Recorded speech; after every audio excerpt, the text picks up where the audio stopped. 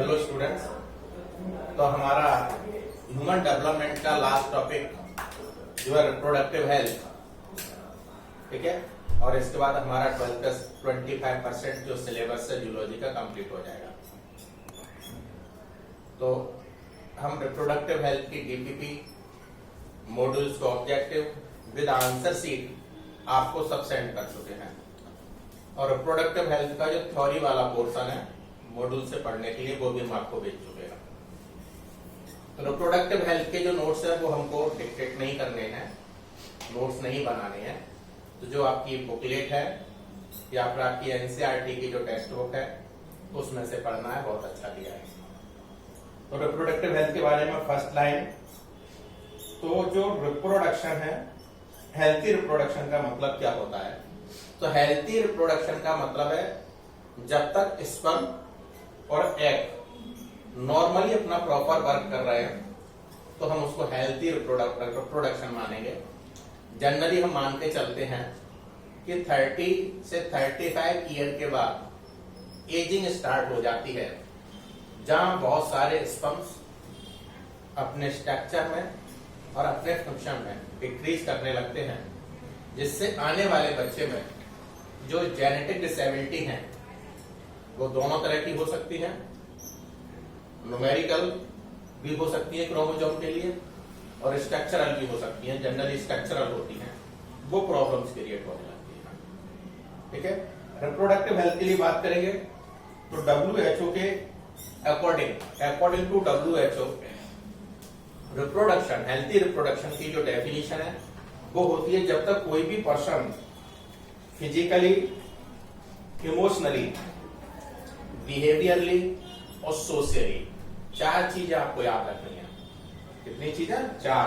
First is physically, second emotionally, third behaviourally और fourth socially. चारों चीजों में फिट है तब तक हम उसको परफेक्ट पर्सन मानेंगे, यानी रिप्रोडक्टिव के बेसिस पे हेल्दी पर्सन मानेंगे। फिर समझो चार चीजें, फर्स्ट फिजिकली, सेकंड इमोशनली,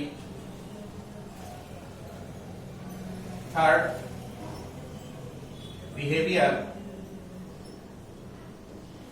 और फोर्थ सोशल। इन चार चीजों पे यदि फिट है पर्सन तो वो रिप्रोडक्टिव हेल्थ के बेसिस पर परफेक्ट पर्सन है।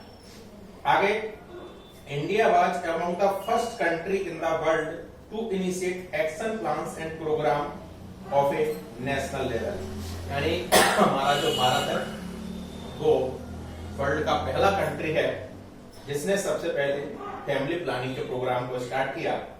और फैमिली प्लानिंग का जो ईयर का स्टार्टिंग था सबसे पहले इंडिया में 1951 में स्टार्ट हुआ। कब स्टार्ट हुआ? 1951, ठीक है। तो 1951 से फैमिली प्लानिंग की बात स्टार्ट होती है। नेक्स्ट, अब हम बात करेंगे कि 1970 में या हम 1970 से 1980 के बीच में जो नारा था हमारे इंडिया में, जो आया था हम दो हमारे दो, यानी कि एक पार्टनर को, हस्बैंड और वाइफ को दो बच्चे प्रोड्यूस करने चाहिए। उसके पीछे कंसेप्ट ये था कि यदि कम बच्चे होंगे तो हम उनकी एजुकेशन और उनकी न्यूट्रिशन, यानी कहने का मतलब उनके रहने, खाने और पढ़ने का बहुत अच्छे से मैनेज कर सकते हैं। इसके लिए जो नारा था हम दो हमारे दो। फिर एक बात और समझो कि आज की डेट में हमारी इंडिया की जो पॉपुलेशन है 135 करोड़ है। कितनी है? 135 करोड़। और हम वर्ल्ड में सेकेंड नंबर पर है। चाइना की जो पॉपुलेशन है नियर अबाउट 148 करोड़ है, 146 से 148 करोड़ है, ठीक है। और यदि हम एरिया वाइज देखें अपने इंडिया को, एरिया के लेवल पर, तो हम वर्ल्ड में 7th पोजीशन पर आते हैं। कौन सी पोजीशन पर आते हैं? 7th पोजीशन पर, ओके। आगे, major task under RCH creating awareness among to people, यानी हमने पीपल को, कहने का मतलब है क्या करना स्टार्ट किया? अवेयरनेस प्रोवाइड की, support for building up a reproductive healthy society. Next, various steps in create to awareness. तो अवेयरनेस के लिए हमको मालूम है हम कई तरह की कई तरह के संसाधनों का यूज कर सकते हैं। उसके लिए आप जानते ही हैं कि इसके लिए जो गवर्नमेंट है टाइम टू टाइम कई तरह के प्रोग्राम चलाती है, और वो प्रोग्राम हम तक सोशल मीडिया के थ्रू, प्रिंट मीडिया के थ्रू, इलेक्ट्रॉनिक मीडिया के थ्रू, ठीक है, इन सब के थ्रू हम तक पहुंचते हैं। आगे better awareness about sex related matters increase, तो हमको मालूम है number of medical assistant delivers and better post natal care leading to decrease maternal and infant mortality rate.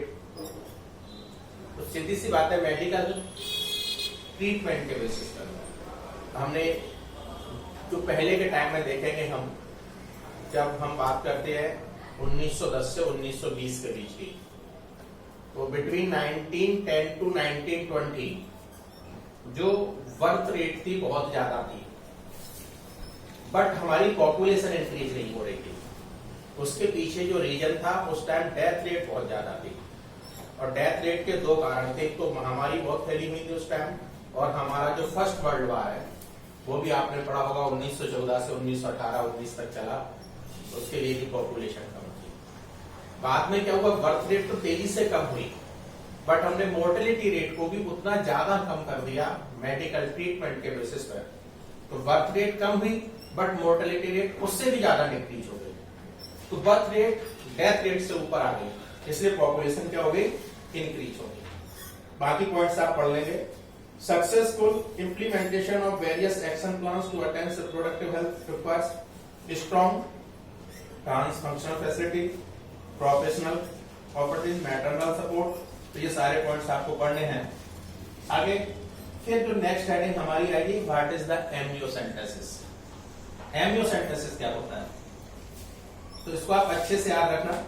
जो एम्नियोसेंटेसिस होता है उसमें हम जो एमनियोटिक कैविटी हमने आपको रिप्रोडक्टिव डेवलपमेंट में पढ़ाई थी, तो एमनियोटिक कैविटी में एमनियोटिक फ्लूइड रहता है, और उस एमनियोटिक कैविटी में प्रेजेंट एमनियोटिक फ्लूइड को निकालकर हम जो है बच्चे का सेक्स डिटर्मिनेशन करते हैं। सही मायने में सेक्स डिटर्मिनेशन नहीं करते, सही मायने में तो हम करते हैं क्रोमोसोमल डिसेबिलिटी को काउंट करते हैं, और वो क्रोमोसोमल डिसेबिलिटी दोनों तरह की हो सकती है, न्यूमेरिकल भी हो सकती है और स्ट्रक्चरल भी हो सकती है। इसको एम्नियोसेंटेसिस कहते हैं। तो व्हाट इज द एम्नियोसेंटेसिस, तो आपके जो मॉड्यूल्स है उसमें लिखा हुआ है सेक्स डिटर्मिनेशन को एम्नियोसेंटेसिस कहते हैं। ठीक है, मान लेंगे इस वाले आंसर को भी, बट यदि ऑप्शन में कहीं दिया हुआ है कि क्रोमोसोमल डिसेबिलिटी को काउंट करना, और वो क्रोमोसोमल डिसेबिलिटी दोनों तरह की हो सकती है, न्यूमेरिकल और स्ट्रक्चरल, ये सही मायने में एम्नियोसेंटेसिस है। तो एम्नियोसेंटेसिस का करेक्ट आंसर है क्रोमोसोमल डिसेबिलिटी को काउंट करना, और सेकंड है सेक्स डिटर्मिनेशन, बट आपके मॉड्यूल्स में बुक्स में लिखा है sex determination. Clear, but upon first priority किसको देंगे, क्रोमोसोमल डिसेबिलिटी को।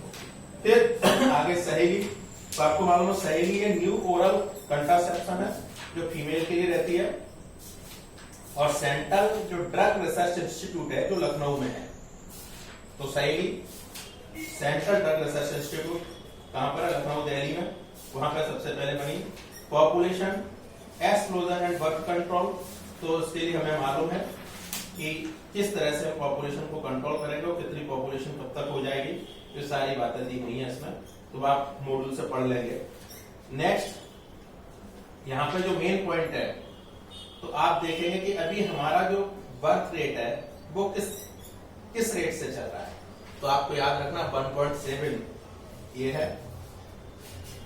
वर्ल्ड पॉपुलेशन डे आने वाला है 11 जुलाई, तो 11 जुलाई को वर्ल्ड पॉपुलेशन डे होता है। तो डे के लिए हम अलग से टाइम टू टाइम पढ़ते चलेंगे। 5 जून जो भी निकला है वो हमारा वर्ल्ड एनवायरमेंटल डे था। 11 जुलाई को पॉपुलेशन डे होता है। 1 दिसंबर को एड्स डे होता है, ठीक है। 14 अप्रैल को हीमोफीलिया डे होता है, 14 अप्रैल हीमोफीलिया डे।